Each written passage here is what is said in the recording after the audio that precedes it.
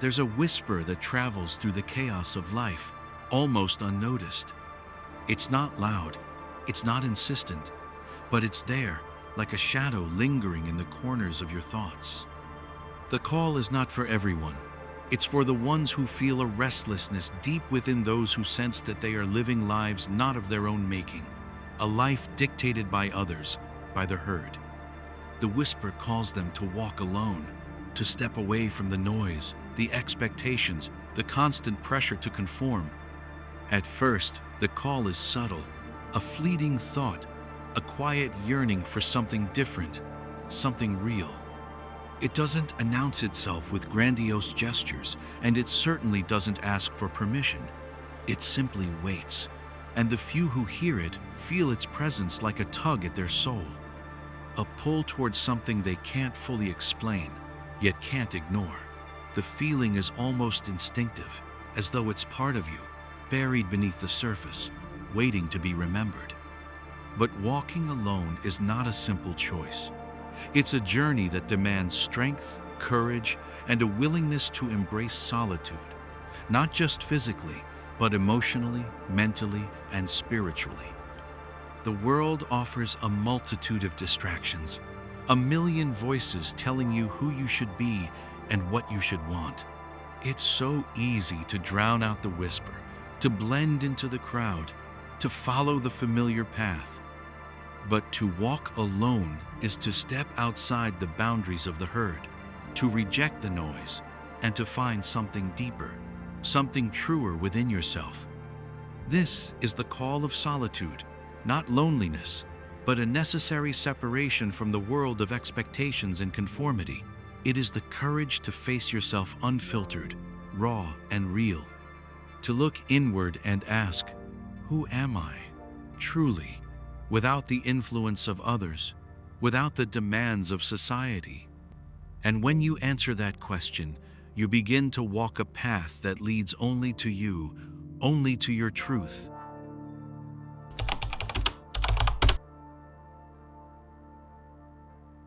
The herd is not just a collection of people. It is a force, a gravitational pull that draws you in, that tethers you to a life of expectation, a life that is not truly yours. It is built on a set of unspoken rules, a social contract that demands conformity, that demands compliance. In this world, to be seen is to blend in, to follow the well-trodden path, to live a life of predictability and comfort. The herd offers safety, but at a cost. The cost is your soul. To walk among the herd is to live in a state of quiet compromise. You may smile, laugh, and engage with the world around you, but beneath the surface, there's a gnawing emptiness, a sense of being lost in the noise.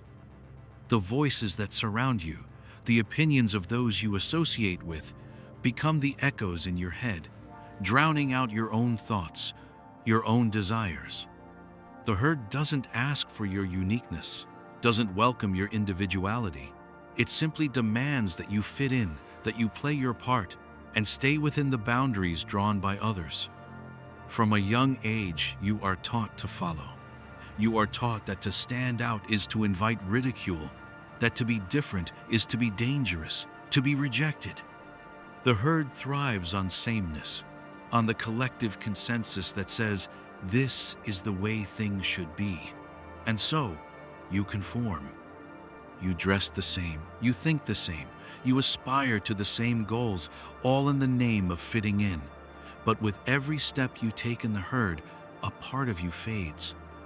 The wildness within you is smothered.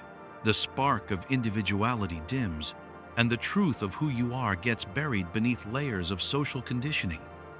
The herd operates on fear, the fear of being left behind, the fear of being different, the fear of not belonging. They infiltrate every aspect of your life, shaping the way you think, the way you behave, the way you perceive yourself.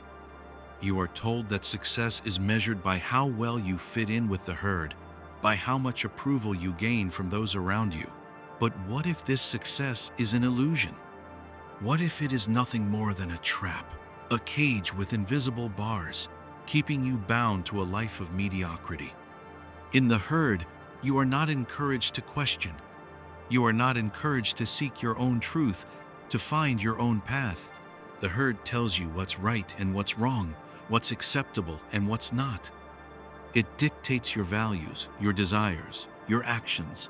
The louder the herd speaks, the quieter your own voice becomes, and eventually you forget that your voice ever existed.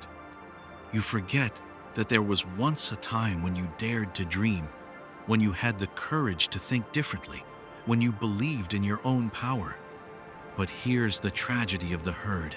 It robs you of your freedom, not through force, but through persuasion. The herd convinces you that you are part of something greater, that the comfort of conformity is worth the cost of your individuality. It whispers promises of safety, acceptance, and belonging, but these promises are nothing but empty lies, for the truth is that belonging to the herd is not belonging at all. It is surrender. It is becoming nothing more than a cog in a machine that churns out the same thoughts, the same actions, the same lives. You are not born to be a cog. You are not born to fit in, to follow the crowd, to live a life dictated by others. You were born to stand apart, to carve your own path, to create your own meaning. The herd may promise comfort, but it is a comfort built on the suppression of your soul. It is a false comfort, one that prevents you from truly living, from truly being who you are. The herd offers you a place, but it does not offer you freedom. It tells you what to do, what to think, and who to be, but it does not give you the space to explore who you could become. It keeps you confined, keeps you safe from the pain of standing alone, but it also keeps you from the joy of discovering your true self.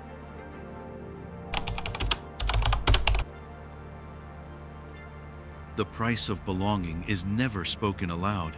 It is not a price listed in any contract, nor is it quantified in dollars and cents. It is a quiet cost paid in the currency of your soul. When you decide to belong, when you decide to follow the herd, you give up something precious. You give up your essence, your unique spark. You give up the wild, untamed part of yourself that refuses to fit into predefined boxes. The price is not immediately clear, but over time, it becomes undeniable. Belonging comes with its own quiet demands. It asks for conformity. It asks for compliance. It asks you to suppress the things that make you different, to bury your true desires beneath a mask of acceptance. The more you try to fit in, the more you lose touch with who you really are. The voices of others drown out your inner voice, the sound of your heart's true desire muffled by the noise of expectations. The pressure to conform becomes a weight that presses down on your spirit until you forget the person you once were, the person you once dreamed of becoming. In the beginning, belonging feels comfortable. It feels safe. There is reassurance in the approval of others, in the nods of agreement, in the shared smiles of connection.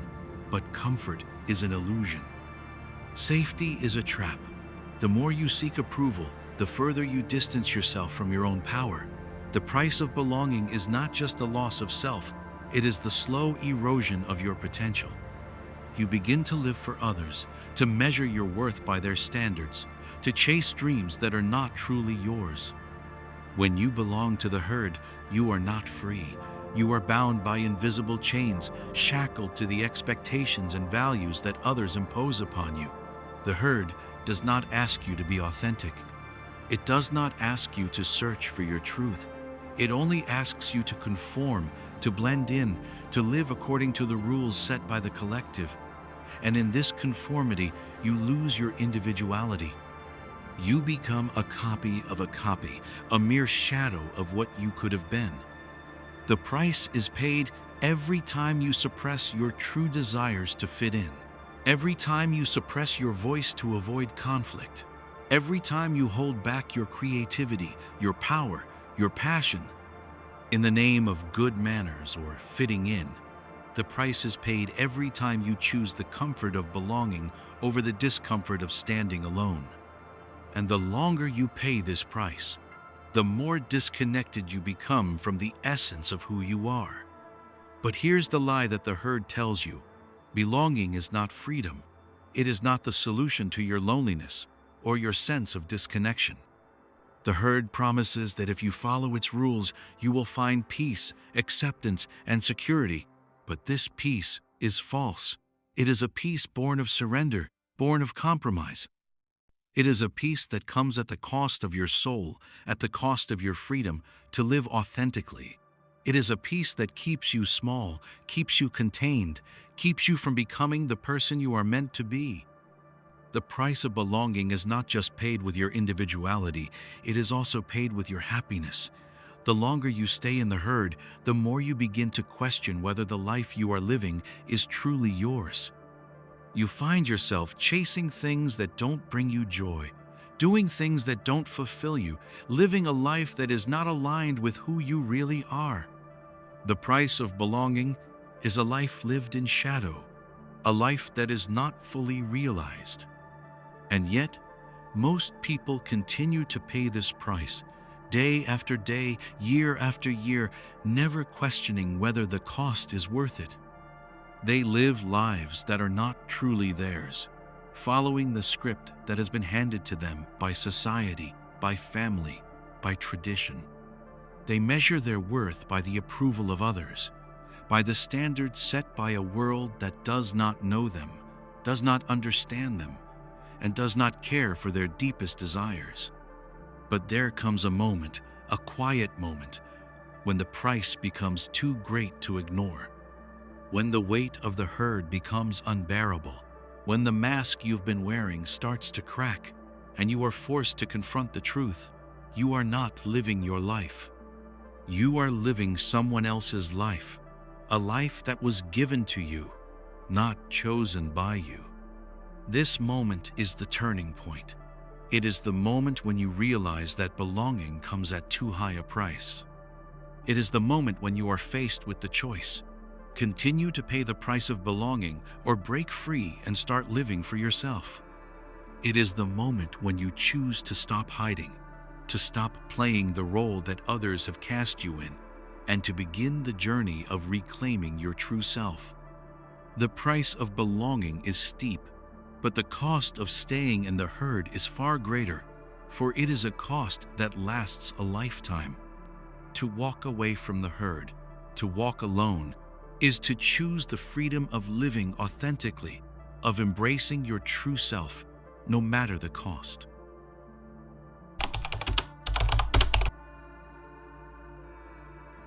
There is a powerful, transformative force hidden in the depths of solitude.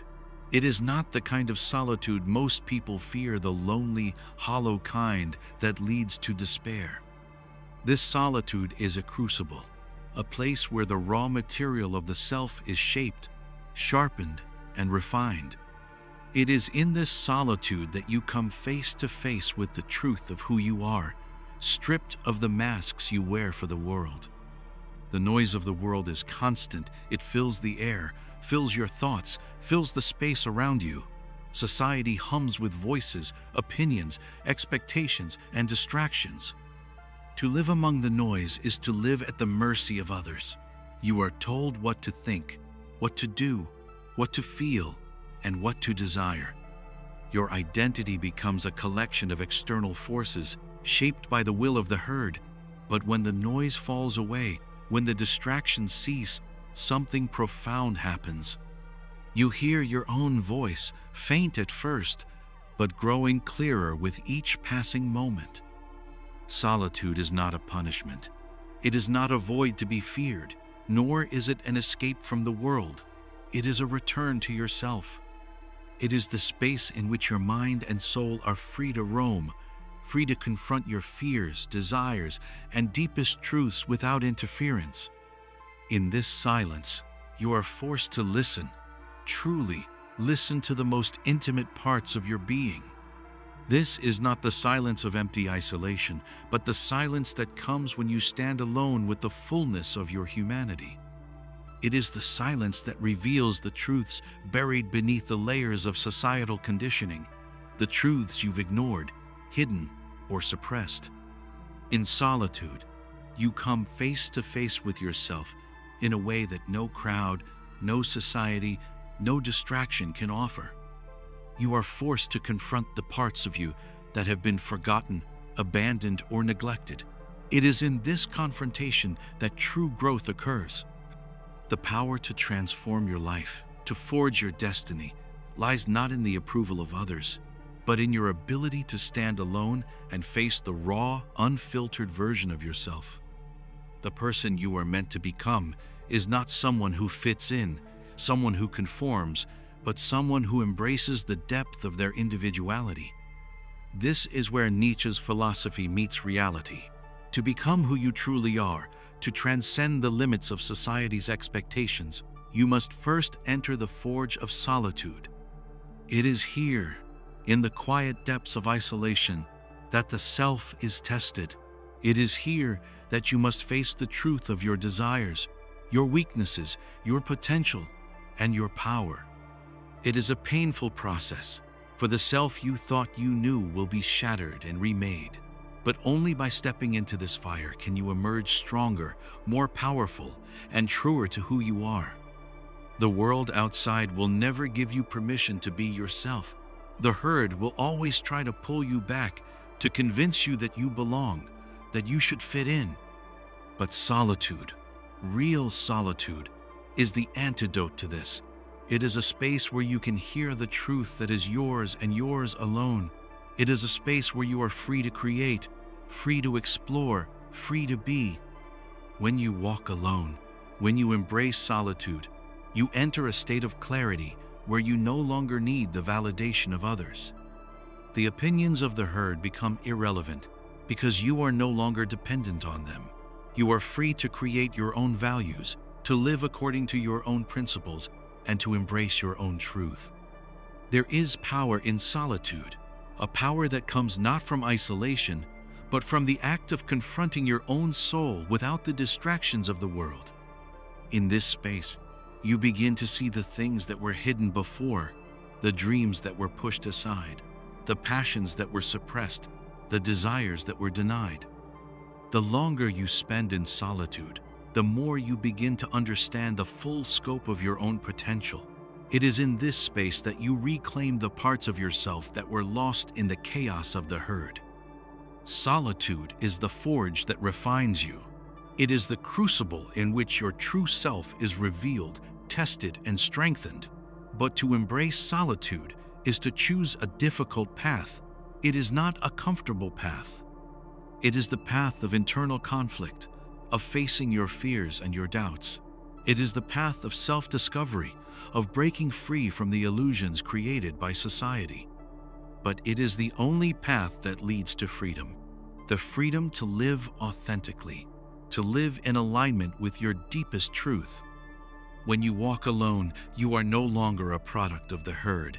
You are the creator of your own life, the author of your own story. You are free to live without the constraints of the world, free to express yourself without fear of judgment. Solitude is not an escape, it is an opportunity. An opportunity to find yourself, to embrace your power, and to become the person you were always meant to be.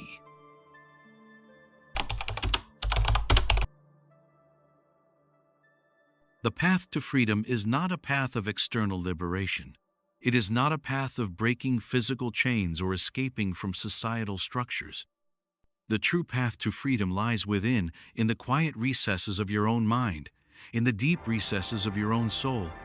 Inner freedom is not a gift given by the world. It is something you must claim for yourself. And yet, it is the most difficult freedom to obtain, because it requires you to face everything that has been placed upon you, your conditioning, your fears, your doubts, and shed them like layers of old skin.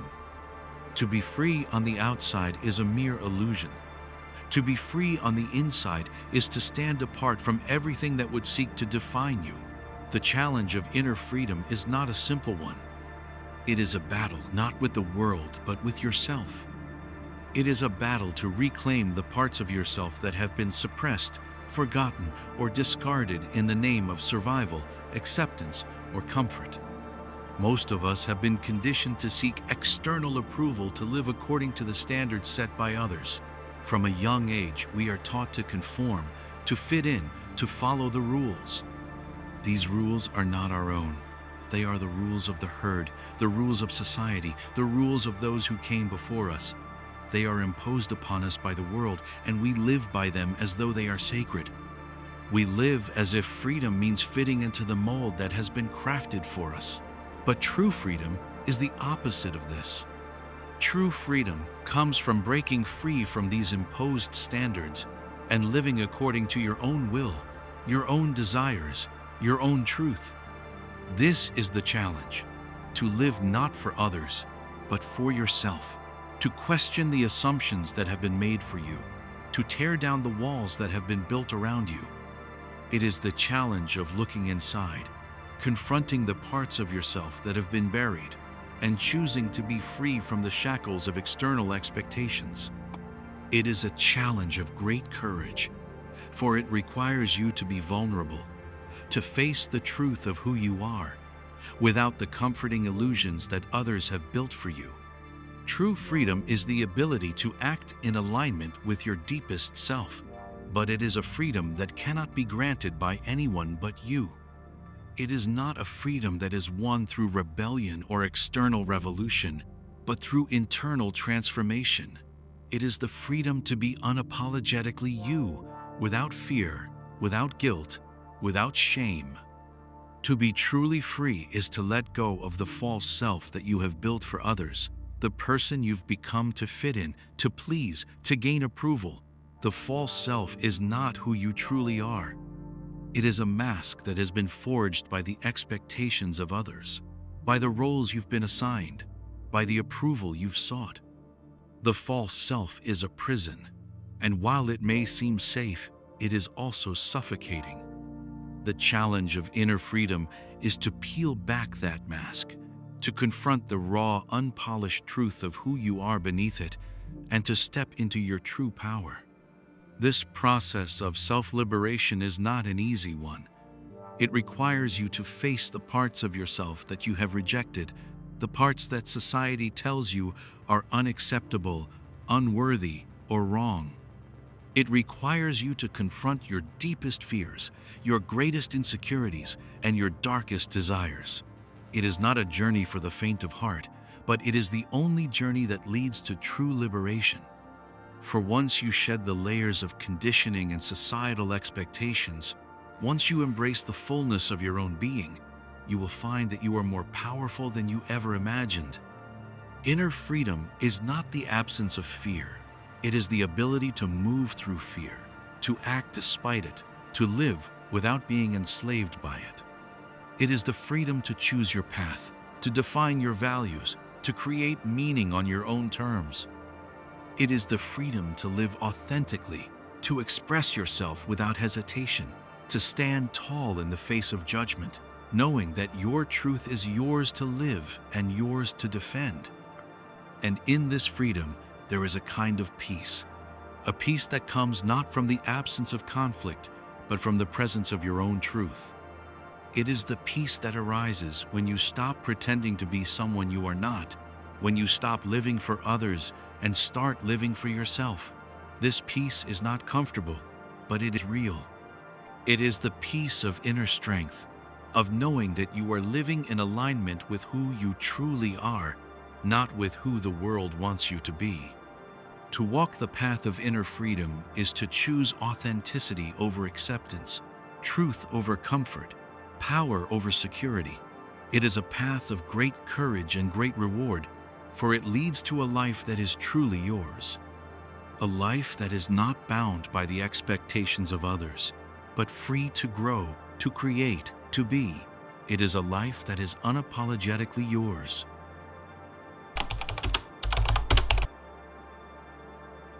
In a world dominated by external expectations, where the noise of the herd drowns out the voice of the individual, there is one concept that cuts through the chaos: the will to power.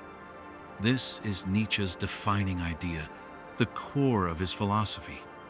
It is the impulse that drives us not just to survive, but to transcend, to overcome, to create, and to become something more than we ever thought possible. The will to power is not a mere desire for dominance or control over others, as some misinterpret it.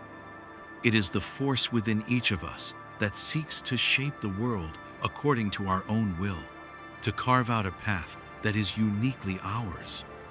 In the herd, there is no will to power. There is only the will to conform, to fit in, to be accepted.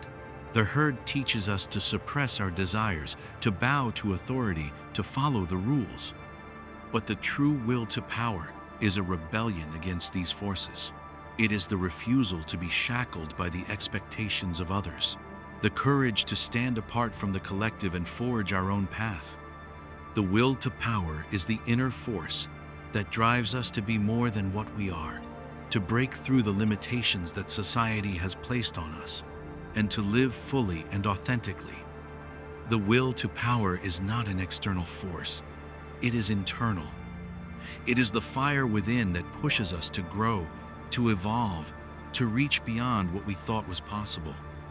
It is the creative energy that fuels us, the impulse that drives us to express ourselves, to build, to create, and to transform the world around us. It is the force that demands we transcend the limitations imposed upon us, whether they are social, intellectual, or emotional. To embrace the will to power is to reject the false comforts of the herd. It is to reject the idea that our worth is determined by how well we conform, by how much we fit in. The will to power is the force that demands we live according to our own truth, that we define our own values and create our own meaning. It is the force that compels us to ask, "What do I want?" not "What does the world want from me?" It is the force that urges us to move beyond mere survival and into the realm of becoming. But the will to power is not easy. It is a force that requires great courage, for it demands that we face ourselves, confront our weaknesses, and transcend our limitations. It is a journey of constant self-overcoming, of constantly pushing the boundaries of who we are. The path of the will to power is not for the faint of heart, for it is a path that requires us to let go of the comforts of conformity and step into the unknown. It is a path that leads to greatness, but greatness is not achieved without struggle. The will to power is a force of creation. It is not simply the desire to gain power over others, but the desire to create a life that is our own, to create meaning, to create something that reflects our deepest desires and values. The will to power is the force that drives us to become the creators of our own lives, to shape our destinies, and to leave our mark on the world. It is the force that demands we stop being passive observers and start being active participants in the creation of our own reality. In embracing the will to power, we embrace the fullness of who we are. We reject the idea that we are victims of circumstance, that we are defined by the world around us. The will to power is the rejection of weakness, of submission, of living a life dictated by the opinions of others. It is the force that compels us to rise above our circumstances and take control of our own fate. Nietzsche's vision of the will to power is not about domination, but about self-mastery. It is not about control over others, but about control over the self. It is about creating the life you want to live, based on your own desires, your own truth. It is about becoming the master of your own destiny, the creator of your own values, the architect of your own future. The will to power is the essence of the Übermensch, the individual who transcends the herd and creates their own life, their own values, their own meaning. The Übermensch is not someone who follows the rules of society, but someone who creates their own rules. They are the ones who are willing to step outside the herd, to walk alone, and to build a life that is uniquely theirs. The will to power is the force that drives the Übermensch to greatness, to self-realization, and to the creation of a life that reflects their deepest desires and values. To walk the path of the will to power is to walk the path of the individual, the path of self-discovery and self-creation. It is the path that leads to true freedom, the freedom to live authentically, to create, and to become who you were always meant to be. It is not a path for the faint of heart, but for those who are willing to face themselves, to challenge the limitations that have been placed upon them, and to rise to their true potential.